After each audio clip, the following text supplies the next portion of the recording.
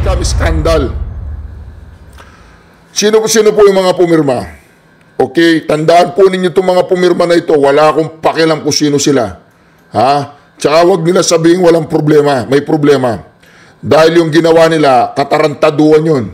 Pagkatapos nilang pinag-usapan sa bicameral committee report at inaprubahan yung Bycam, pagdating ng General Appropriation Bill, iba na. Bawal po yan. Huwag po ninyong gaguhin ang sambayan ng Pilipino. Huwag nyo kaming gaguhin. Kung kayo yung mga gago at kung sa tingin ninyo magagago nyo ang taong bayan, ay lilitaw at lilitaw po ang mga katarantaduan ninyo. Ngayon, halimbawa si Senator Joel Villanueva, pumirma siya. Si Senator Cynthia Villar, pumirma. May pananagutan po yan kasi pumirma sila, blanco, hindi sila nagtanong. Okay. Halimbawa nakita nila, halimbawa lang to nakita nila blanco yun. Pumirma sila. Okay? At pagdating doon sa GAB, meron ng number yun. Ang tanong, sino naglagay ng number? May pananagutan pa ba kaya si Cynthia Villar at saka si Joel Villanueva kung sino man ang nagdagdag ng number doon? Pero, kung alam ni Cynthia Villar at alam ni Joel Villanueva na babanatan nila yun pagkatapos mapirmahan para lamang 2, 3, 4 na tao na lang ang nakakaalam kung sino, kung magkano ang ilalagay nila doon dahil pirmado na nga, yun ang tinatawag nilang blank check. Punyeta. Yun ang tinatawag nilang blank check na kahit magkano ang ilagay mo doon, wala nang kukontra kasi pirmado na. Naintindihan po ninyo? Ngayon, may pananagutan ba si Cynthia Villar at si Joel Villanueva? Sa tingin ko, kung alam nila na hindi dapat pirmahan yung Bycam report na may blanco, meron. Sa tingin ko naman, wala. Kung halimbawang alam nila na pinirma nila at wala nang hahawak doon, yun na yun, na kahit alam nila, palsipikado yun dahil hindi po pwede yun na maitulak ang General Appropriation Bill sa presidente na may blanco. Di ba? Kaya dito marami silang ipapaliwanag mga kareaksyon. Sila po mga kareaksyon ang lahat ng pumirma. Si Grace Puet, una. Si Saldico, si Cynthia Villar, si Estela Kimbot, si Bobong Gonzales, Aurelio Bobong Gonzales, si Pia Cayetano, si JJ Suarez, si Delipe. Meron po silang tinakpan dito eh. Yung mga tinakpan nila hindi na gano, hindi sila pumirma. O si Senator Bongo, si Senator Bato de la Rosa hindi sila pumirma. Si Joboy Aquino, si Chisquila Escudero, si Jingoy Estrada, si Francis Tol, Tolentino, di ba? Si Tol, may pagkabalingbing din tong si Tol. Okay? Ingat po tayo dyan kay Tol, ha? Baka tayo mabubudol. Si Marcelino Libanan, si Mark Villar, si Joseph Victor Ejercito, okay, pumirma. Juan Miguel Subiri, si Romeo Acop, na kaibigan ni Paduano, na dating Alex Bungkayaw Brigade, na dating grupo ng mga komunista. At saka itong si Raul Angelo Hill Bongalyon, na bata pa lang, nabulok na ang kanyang prinsipyo. Anyway, mga kareaksyon, nakikita po ninyo ang mga na parte po ng iskandalo na pinirmahan po nila ang isang Bycam na walang laman ang mga pahina o blanco po. So dito mga kareaksyon, mga kareaksyon, ang Bycam hindi unggoy-ungguyan yan Hindi po yan, hindi yan biro-biro. Di ba? Reaction TV page, nagbabalik po, reaction. Napakaganda po ng mga pag-uusapan natin ngayon mga kareaksyon. Mandagin ninyo si Bersamin. Sala sa pula, sala sa asul. Ito po mga kareaksyon si Bersamin. Pero bago po natin ituloy ang ating napakaganda reaction video ngayon, huwag po ninyong kalimutang mag-subscribe. Ayan po mga ka-reaction.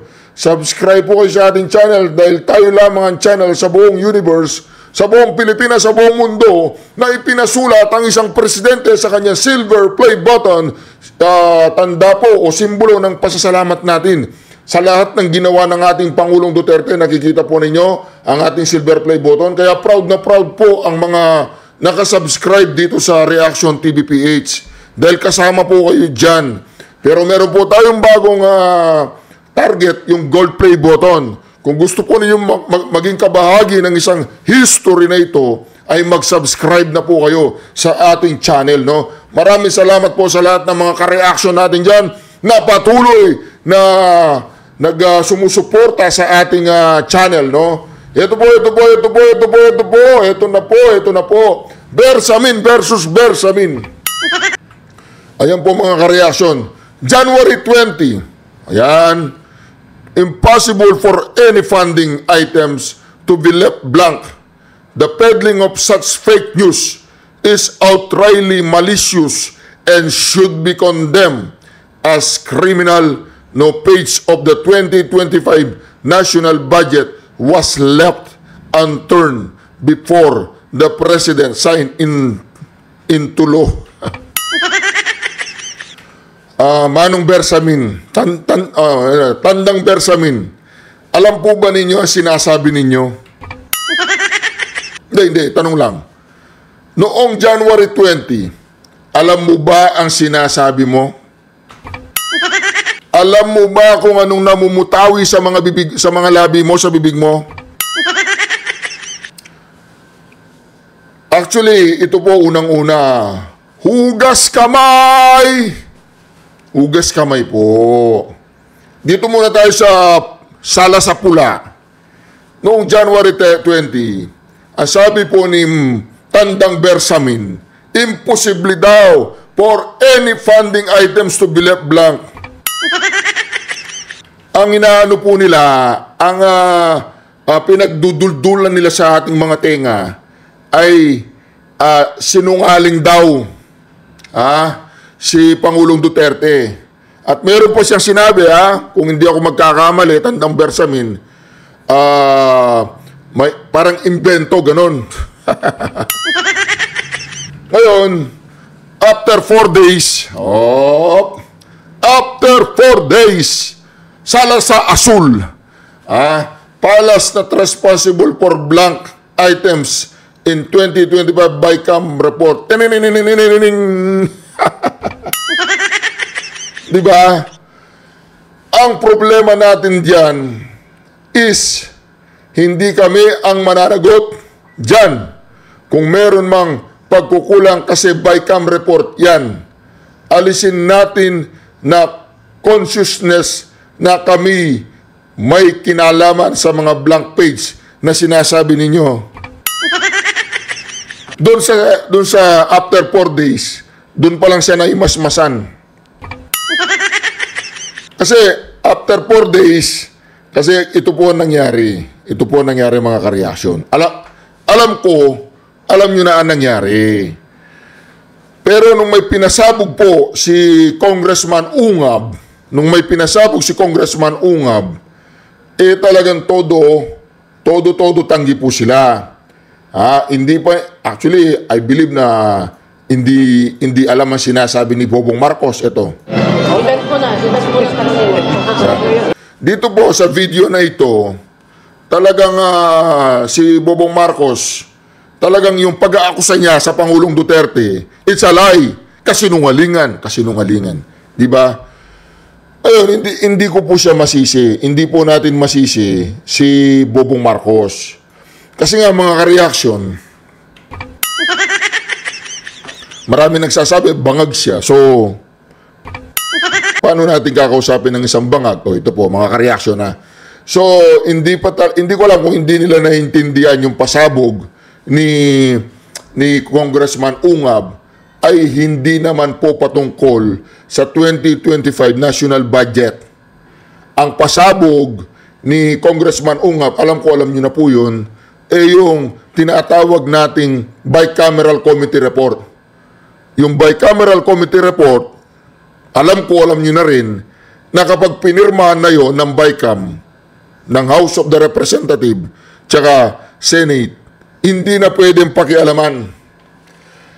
So, anong nangyari po? Kung hindi na pwedeng pakialaman, kung hindi na pwedeng pakialaman, yung bicameral report, ayan po, teka lang, mamaya natin pag-uusapan yan. Ayan po mga ka-reaction. Ito po lahat po ng mga pumirma. Ito Huwag nyo kaming lituin, Manong Bersamin Huwag yung ICC. Huwag yung West Philippine Sea. Huwag si Bantag. Huwag huwag yung yung early pregnancy. Huwag yung early pregnancy. Ayaan natin ang mga kabataang ma-in love. Ayaan natin silang ma-experience nila ang love.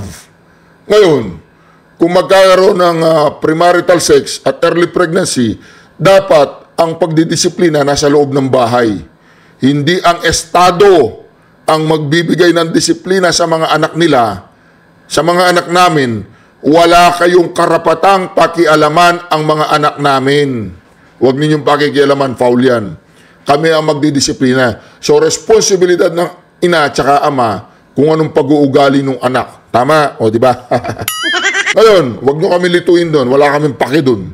O, di ba? Tsaka hindi naman magtatagumpay ang plano ng mga komunista yan. Di ba? Katulad ng China, one child policy, ganon. O, di ba? O, ano ngayon? Di ba? Nahirapan sila kasi puro na sila matatanda.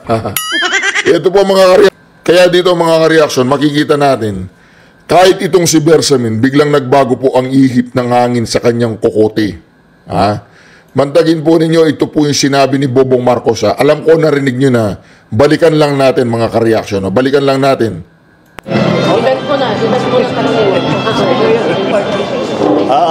Magandang umaga. Good morning, everyone. Yes. Sir, kunin lang po namin yung reactions niyo regarding reactions niyo, sir, regarding sa allegation po ni former President Duterte regarding sa blank item. He's lying. He's a president. He knows that you cannot pass a GAA without with a blank. He's lying. Tama sinabi niya. You cannot pass a GAA with a blank portion of it. Pero, bobo nga Hindi naman GAA ang pinag-uusapan. Oy, tanga. Hindi GAA ang pinag-uusapan. Ang pinag-uusapan, bicameral committee report. Okay? Iwanan na natin siya. Punta na tayo ngayon kay Bersamin. Okay. Dito, after 4 days, naimasmasan si Bersamin. Nga pala, napakatanga naman ng sagot namin. Bakit? Hindi naman pala GAA yung tinatanong nila Ang tinatanong pala nila yung bicameral committee report Ngayon, paano nila tayo tinatarantado at ginagago? Paano? Palagay ko wala nga silang kinalaman kung sino nag-fill in the blank. Palagay ko wala silang kinalaman kung sino nag-fill in the blank. Yung executive branch, yung president, walang kinalaman. Pero halimbawa, hypothetical lang po to. Halimbawa may kinalaman sila. Halimbawa lang, may kinalaman ang executive kung sino nag-fill in the blank. Kailangan natin panagutin. Kaya nga ngayon, inahanap natin ang mga kawatang yan na kung sino ang nag-fill in the blank. Akala siguro nila mga ka-reaction, akala nila tatantanan natin sila. Akala nila gagawa sila ng mga issue. Akala nila titigil tayo. Palagay ko, nagkakamali po sila.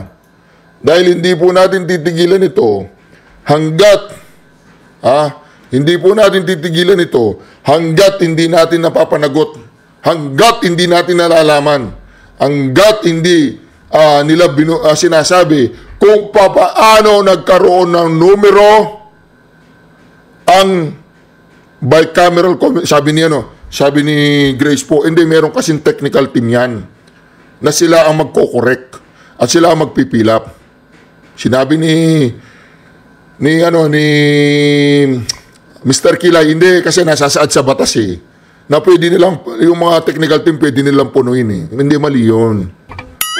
Mali yun. Dapat, doon pa lang sa pirmahan ng mga otorisadong bicameral members o otorisadong budgetary committee, appropriation committee ng isang, let's say, yung Congress tsaka Senado, dapat bago nila pipirmahan yan, kumpleto na yan. Hindi mo pwedeng pirmahan na hindi kumpleto, not unless na talaga ganun ang plano nila, na papadala nila ng blank check ang Malacanang. Halimbawa lang yan, ha? Ngayon, halimbawa kung talagang walang kinalaman si Bersamin, walang kinalaman ng Malacanang, dapat managot ang mga tao na nasa likod ng maanumalyang 2025 national budget. Akala siguro ng bobong administrasyon na to ay nasa 1970 pa tayo. Akala siguro nila panahon pa ng tatay niya ang panahon ngayon. Na noong panahon ng tatay niyang diktador ay kontrolado nila lahat magsimula sa media hanggang sa mga mahihirap na propagandist na sinasabi nila napakamura ng bigas, magaan ang buhay noon. Di ba? Hindi nila alam. Ngayon, 2000 na, may internet na. Lahat ng mga propaganda ninyo, pagpapapogi, pagbabayad kung mga bayarang media na yan, bayarang vloggers, para lamang mapapogi kayo sa social media, sa mainstream media, at kung ano-anong katarantaduan ang ginagawa niyo sa mga magsasaka, na pinapasakan ninyo ang kanilang mga bibig, para hindi lang magsalita, at kunyari talagang tinutulungan niyo sila. Pero sa katotohanan, papunta tayo sa bangin ng kahirapan. Yun po ang katotohanan ng ating bayan ngayon. Walang project ang gobyernong ito. Walang masasabi nilang flagship project na katulad ng ginawa ni Pangulong Duterte. Wala. At ang masaklap pa nito, ito yung kinasama ng loob ng ating Vice Presidente. Yung hininto lahat ng mga magagandang flagship project doon sa Visayas and Mindanao. Siguro may mga natirang mailan-ilan, pero nung sila na yung nag-take over, falsipikado ng pagkakagawa. Katulad nung pinakamahabang tulay, tingnan nyo, baku-baku na yung daan ngayon. Isa yon yung Pangil Bridge. O di ba? Sira-sira na ngayon. O dahil, korupsyon. Kung sa Pangulong Duterte nangyari doon sa Pangil Bridge na ilang buwan pa lang nagkasira-sira na, sa palagay ko, yung gumawa doon, nako, baka siya yung pang-sesemento niya doon. Di po ba mga kareaksyon? Dako naman tayo dito sa katatawanan. Pag sinabi natin katatawanan, naaawa ako dito kay Naaawa po ako dito kay Kuya Cesar, si Secretary General ng Kongreso. Naawa po ako sa kanya. Pakinggan po natin ang balitang ito. Isang linggo matapos sabihing hinihintay niya ang ika-4 na impeachment complaint laban kay Vice President Sara Duterte, kaugnay ng paggastos ng confidential funds. Isang linggo matapos sabihing hinihintay niya ang ika-4 na impeachment complaint laban kay Vice President Sara Duterte, kaugnay ng paggastos ng confidential funds nito, walang tugon si House Secretary General Reginald Velasco sa araw-araw na pagtatanong ng media, kaugnay ng kahihinatnan ng mga nakabinbing reklamo sa kanyang tanggapan. Sa huling panayam sa House official noong January 14, ang 4th impeachment complaint umano ang hinihintay niya upang maaksyonan na ang mga naunang inihaing reklamo. Pero dismayado na ang ilang endorsers at complainants sa kawalang aksyon ng Office of the Secretary General. 2 linggo na lang kasi ang nalalabi at muling magkakaroon ng break sa sesyon ang Kamara. Si Kabataan Party List Representative Raul Manuel, isa sa mga endorser ng ikalawang impeachment complaint, naniniwalang malaki ang epekto ng pahayag ni Pangulong Bongbong Marcos Jr. kaugnay ng issue. Matatanda ang ipinahayag ni PBBM na pag-aaksaya lamang umano ng oras ang pagsasampa ng impeachment complaint laban kay VP Duterte. Ito ay actually disservice sa naunang 3 impeachment complaints. Tingin natin naging crucial factor talaga dito ang remarks ng nakaupong Pangulo. Knowing na yung mga remarks niya ay nakaka-impluwensya dun sa mga colleagues natin sa loob ng Kamara. Ang abogado naman ng complainant sa ikatlong reklamo, dismayado sa kawalang aksyon ng Kongreso.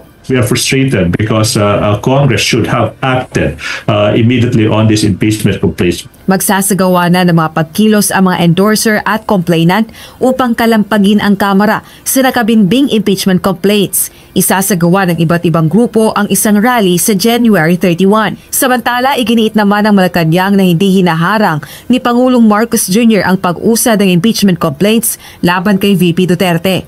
Ayon kay Executive Secretary Lucas Bersamin, nirerespeto ng palasyo ang Kamara. All we were saying, the President was saying to the lower house is, this is my position. But he's not blocking. He's not blocking. He cannot do that. Because it is the discretion of the collective of the lower house. If they decide to initiate, there is no way of preventing that. Dagdag pa ni Tuloy natin ha, magre-react po tayo dito. Napakatinding reaction ang gagawin natin dito. E.S. Bersamin, ang inihayag na pagtutol ni Pangulong Marcos sa impeachment ay pawang opinyon o posisyon lamang nito. Rosalie Cruz. Di ba? Ngayon, ang reaction ko po dito mga ka-reaction. Sa January 31, magsasagawa po ng kilos protesta. Ito na po yung kinatatakutan ni Bobong Marcos. Ito na po yung kinatatakutan. Bakit? Magsasagawa po ng kilos protesta. Ayan, ay hindi po yan. Magsasagawa po ng kilos protesta. Ayan po. Ay, sandali lang. Sandali lang. O yan. Ayan. Ay. Ang kulit no? Ito po. Ito. Ayan. O. Ngayon, magsasagawa po ng kilos protesta. Ito magkakaroon po ng kilos protesta pro-impeachment naman. Kasi inis na inis po ang balikan muna natin si Executive Secretary anong pangalan nitong Executive Secretary na to? Sandali. Si Executive Secretary. Isang linggo matapos sabihing hinihintay niya ang ika-4 na impeachment complaint laban kay Vice President Sara Duterte, kaugnay ng paggastos ng confidential funds nito. Walang tugon si House Secretary General Reginald Velasco. So, mag-react muna po ako kay Reginald Velasco. Si Reginald Velasco, nakakaawa po siya. Kasi siya po naiipit dito. Siya po ang nag-aawak ng bola kung saan paiikutin yung bola. Ngayon mga ka-reaction, dito po sa ginagawa nila, dyan sa Kongreso, ito po yung kinatatakutan ng administrasyon kapag bumaligtad na itong mga makakaliwang grupo. Kasi sila po yung may hilig na magprotesta. Ang problema nga lang sa makakaliwang grupo, van po sila, van. Hindi sila pwede sumali sa mga Duterte supporters. Kasi nga ayaw din nila sa Duterte. Ngayon mga ka-reaction, dahil nga dumating na yung peak na talagang walang masasampang impeachment complaint, nagpapanik po yung Malacanang mga ka-reaction. Nagpapanik yung Malacanang na nagpapaliwanag po yung Malacanang ngayon na ganito. Ay hindi, sabi ng mga makakaliwang grupo. Sabi nila, Marcos Duterte managot, Marcos budget pahirap, Sara alis dyan, boses ng Pilipino, konsyerto ng bayan, clergy and citizen for good governance, January 31. Di ba? Mga dilawan yun So, ibig sabihin, titirahin na yun dalawa. Pagsasabayin nila si Sara Duterte at saka si Pangulong Bongbong Marcos. Sinong uupo pag pinatanggal nila yung dalawa? Si Chis Escudero o si Tamba? Di po ba mga ka-reaction? Ngayon, kung pagsasabayin po ng mga makakaliwang grupo itong gagawin nilang kilos protesta sa paparating na January 31, pagsasabayin nila si Marcos Duterte, anong dahilan po ng grupong ito? Ibig sabihin, nagsimula na po ang lumitaw ang kulay nila. Bakit? Dahil galit na galit po sila dahil sa pahayag po ni Bobong Marcos na hindi siya sang-ayon sa impeachment, which is alam naman natin lahat kung anong ibig sabihin nung hindi siya sang-ayon. Pero dito mga ka-reaction makikita po natin dito kumakambyo po si Bersamin, yung little president. Diba? Little president niya si Bersamin. So kumakambyo siya na hindi naman totoo na pinipigilan para hindi kumalas sa kanila yung mga Brosas, Castro, kaya lang hindi po nila napagbigyan sa gusto ng mga spoiled brat na yan. Di magrarally sila ngayon si January 31. Ngayon, tignan po natin yung rally nila kung gaano karami. At yung rally daw nila ngayon, dati ang rally nila ano lang, pro-impeachment lang. Kasi pro-impeachment lang ngayon kay Sara. Kasi nung nakaraang rally nila, nung January 13, ay kasama pa nila yung ano, kasama pa po nila yung mga Bobong Marcos vloggers. Ngayon, paano yan? Kung ang inyong rally ay pababagsakin ninyo si Marcos tsaka si Duterte, sinong mga vloggers ang nandyan? Ayan po yung ano nila, sabi nila dyan, Marcos, Duterte, managot. Marcos, budget. Pahirap. Sara, alis dyan, oh. Ibig sabihin, ang rally sa 31 ay pagpapabagsak sa dalawang yan? Sinong iluluklok ninyo? Sino? Kung ganun, di wow. Ang gagawin pala mga kareaksyon ng mga taong ito ay double whammy. Double whammy protest. Dahil hindi po sila napagbigyan ng mga spoiled brat na to, hindi sila napagbigyan ni Bobong Marcos at hindi pa pinag-uusapan, mag-e-election na yung pinapangarap nilang impeachment laban kay Sara Duterte. Kasi pinapatahimik ng Bobong administrasyon yung mga kongresistang yan eh. Pinapatahimik niya para hindi sila sumuwag. Para ang suwagin lang nila si Sara Duterte. Ngayon, hindi nila nakuha ang gusto ng mga inayupak na yan. Ayan. Ano ngayon? Sibat sila. Iwanan nila si Marcos. Pati si Marcos ngayon kasama sa rally. Kaya lang pabagsakin. Buti naman yung nangyaring January 30 na protest ay pro-Marcos. Pro-Marcos po yun. Paano ko nasabing pro-Marcos sang-ayon sila sa kagustuhan ni Bobong Marcos na hindi na ituloy ang impeachment. Ngayon mga ka-reaction, ito gusto nilang ituloy ang impeachment at patalsikin din, panagutin din si Marcos. Sino sasama dyan? Paano sasama ang mga Marcos dyan? Ang mga supporter ng mga Marcoses? Kung ang, mga loyalista, punta kayo dyan, patatalsikin si Marcos. Mga loyalista, nakikinig kayo. Si Godon, punta ka dyan, total bobo ka. Punta ka dyan. Diba? Sigaw ka dyan. Patalsikin si Marcos tsaka si Duterte. Godon. Tanga. Sigaw ka ng tanga dyan, bobo. Patalsikin, tanga bobo. Yung amo mo, patalsikin din nila. Yan po ang sinasabi natin mga kareaksyon Nakikita na po natin ang tunay na kulay ng mga makakaliwang grupo na yan. Tsaka itong mga paring adik na nagbagong buhay na. Nagbagong buhay na yung pari na yon. Hindi na adik yun. Ito bang mga pari na to? Tanong ko lang sa inyo, Father. Mga manyakis ba kayo? Hindi, tanong lang yan Kasi lahat tayo pinagdaanan natin ng pagkalalaki. Di ba? Nililibugan din tayo, Father. Tanong lang, mga manyakis ba kayo? May mga nakatago ba kayo mga anak kung saan-saan? Kasi nagmamalinis kayo Sabi ninyo, good governance Yung bambuhay ninyo ay good governance.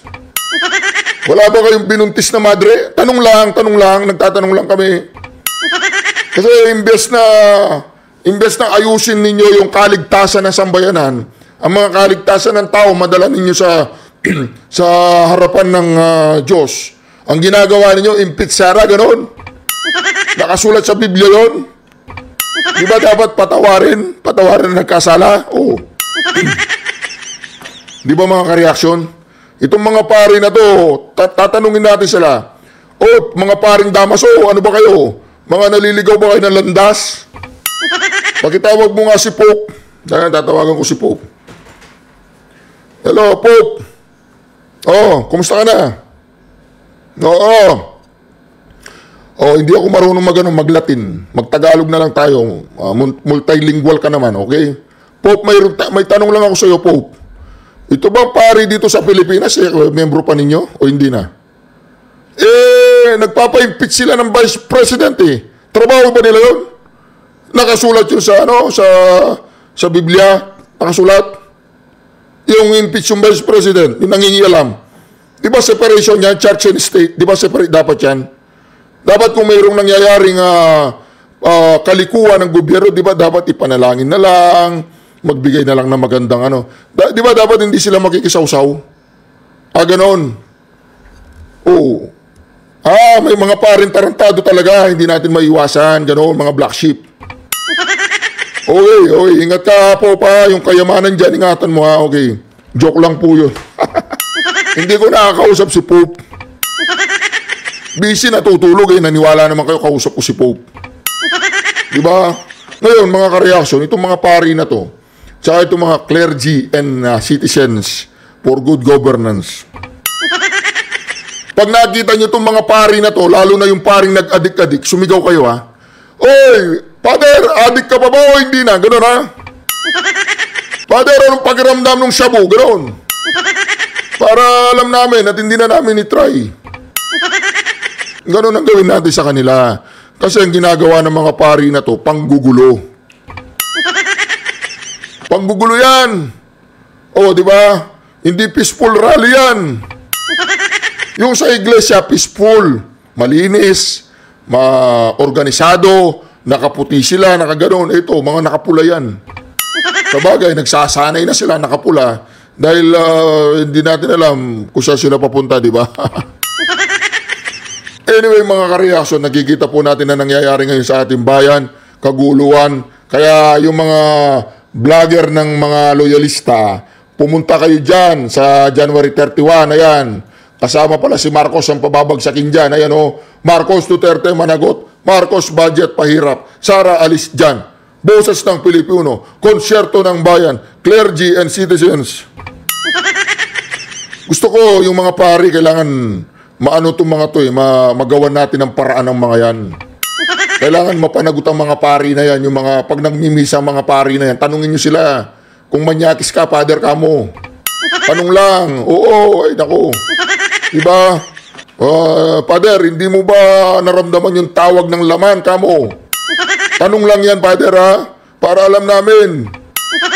Kasi nangingialam kayo Hindi na lang kayo mag-focus sa simbahan Pati dito, ginugulo nyo yung mga tao, hindi nyo na lang pabayaan yung mga makabayad black dyan Diba? Clergy pa kayo dyan and citizens for good governance.